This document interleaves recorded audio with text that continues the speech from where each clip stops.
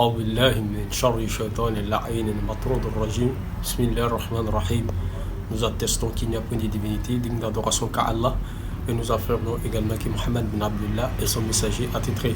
Que la paix d'Allah soit sur lui, sa famille, ses compagnons et tous ceux qui nous suivront ila yawmiddin. Bien. Ma hukmu Mawlid al-Nabawi. Peut-on célébrer la naissance du saint prophète Mohammed sallallahu alayhi wa sallam?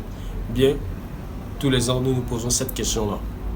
Il faut savoir que nous, chaque année, le 12 Rabi'ul Awwal, les amoureux du prophète Mohammed sallallahu alayhi wa sallam se réunissent pour célébrer la naissance du saint prophète. Il faut savoir aussi, ce n'est pas tous les musulmans qui sont de cet avis-là.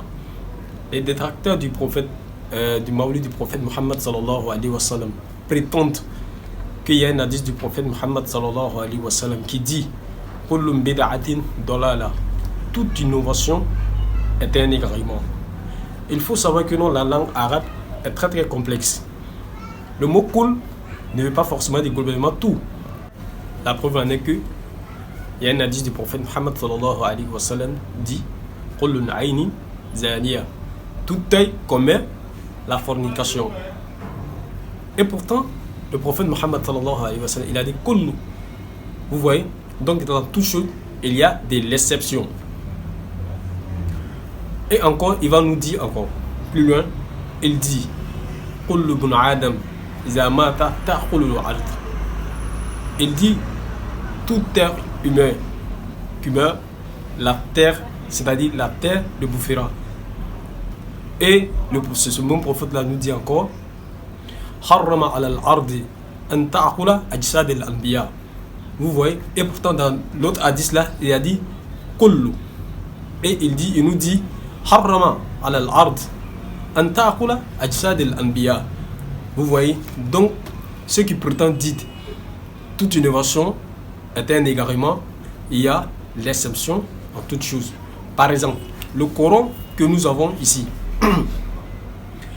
sous la demande de Omar ibn al-Khattab au temps des khalifas de Abu Bakr ibn Siddiq, ils sont allés faire une bataille, Marqat al-Yamam, contre Musaylama ibn Qazzab, celui qui s'est dit qu'il est prophète.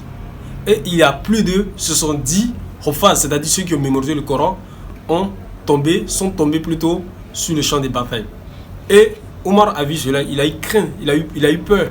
Il est venu dire à Abu Bakr Siddiq que et si nous avons regroupé le Coran? Et en ce moment-là, Abu Bakr a refusé. Puisque le prophète a dit la taktub anni shay'an ghayra al-Qur'an. Vous voyez, donc c'est après Abu Bakr, ils ont commencé à réunir le Coran. Donc cela veut dire toute innovation n'est pas forcément un égarement. Et Dieu nous dit dans le Saint-Coran wa amma bi ni'mati rabbika fahadith. Quant à la faveur de ton Seigneur qu'il te fait, proclame-la. De vous à moi, il y a quelle faveur qui est plus grande que la venue de notre très cher prophète Mohammed sallallahu alayhi wa sallam. Les valeurs, elles sont multiples.